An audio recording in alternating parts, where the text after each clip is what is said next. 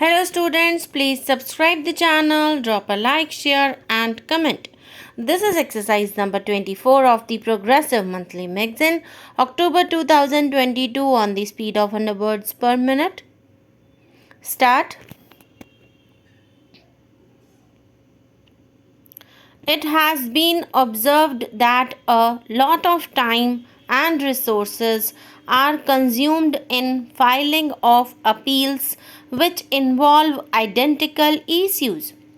Taking forward our policy of sound litigation management, I propose to provide that if a question of law in the case of an SSE is identical to a question of law which is pending in appeal before the jurisdictional High Court or the Supreme Court in any case, the filing of further appeal in the case of this SSE by the department shall be deferred till such question of law is decided by the jurisdictional High Court or the Supreme Court.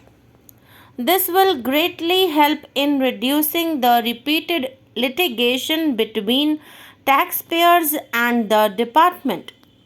Taking forward our efforts to further promote the IFSC, I hereby propose to provide that income of a non-resident from offshore derivative instruments or over-the-counter derivatives issued by an offshore banking unit, income from royalty and interest on account of lease of ship, and income received from portfolio management services in IFSC shall be exempt from tax, subject to specified conditions.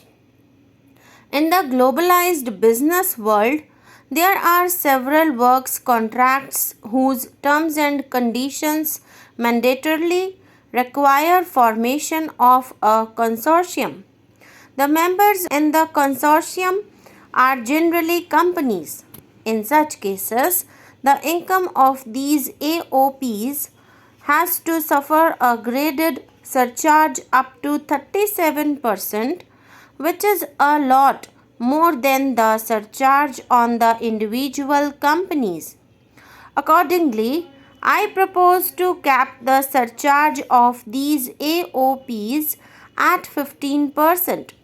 Further, the long-term capital gains on listed equity shares, units, etc.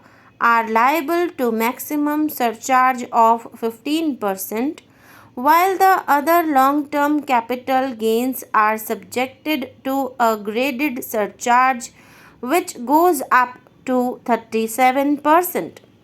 I propose to cap the surcharge on long-term capital gains arising on transfer of any type of assets at 15%. This step will give a boost to the startup community, and along with my proposal on extending tax benefits to manufacturing companies and startups, reaffirms our commitment to Atmanirbhar Bharat. The income tax is not an allowable expenditure for computation of business income. This includes tax as well as surcharges. The health and education cess is imposed as an additional surcharge on the taxpayer for funding specific government welfare programs. However, some courts have allowed. Presently, there is ambiguity regarding set-off of brought forward loss against undisclosed income detected in such operations. It has been observed that in many cases where undisclosed income or suppression of sales etc. is detected, payment of tax is avoided by setting off of losses.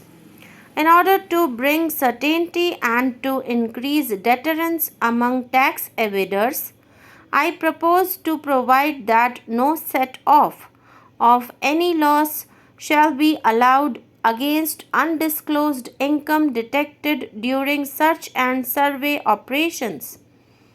It has been noticed that as a business promotion strategy, there is a tendency on businesses to pass on benefits to their agents. Such benefits are taxable in the hands of the agents. In order to track such transactions, I propose to provide for tax deduction by the person giving benefits if the aggregate value of such benefits exceeds rupees 20,000 during the financial year. GST has been a landmark reform of independent India, showcasing the spirit of cooperative federalism. While aspirations were high, there were huge challenges too. These challenges were overcome deftly and painstakingly under the guidance and oversight of the GST Council. We can now take pride in a fully IT driven and progressive GST regime that has fulfilled the cherished dream of India as one market, one tax. There are still some challenges remaining, and we aspire to meet them in the coming year. The right balance between facilitation and enforcement has engendered significantly better compliance. GST revenues are buoyant despite the pandemic. Taxpayers deserve applause for this growth. Not only did they adapt to the changes but enthusiastically contributed to the cause by paying taxes. In part A of my speech, I have referred to the proposed reforms in this. Alongside, we will also undertake reforms in customs administration of this, and it shall henceforth be fully IT driven and function on the customs national portal with a focus on higher facilitation and with only risk based checks. This will ease doing business by cess units considerably. This reform shall be implemented by 30th September 2022. Customs administration has reinvented itself over the years through liberalized procedures and infusion of technology. Faceless customs has been fully established. During COVID-19 pandemic, customs formations have done exceptional frontline work against all odds, displaying agility and purpose. Customs reforms have played a very vital role in domestic capacity creation, providing level playing field to our MSMEs, easing the raw material supply side constraints, enhancing ease of doing business and being an enabler to other policy initiatives in the current year.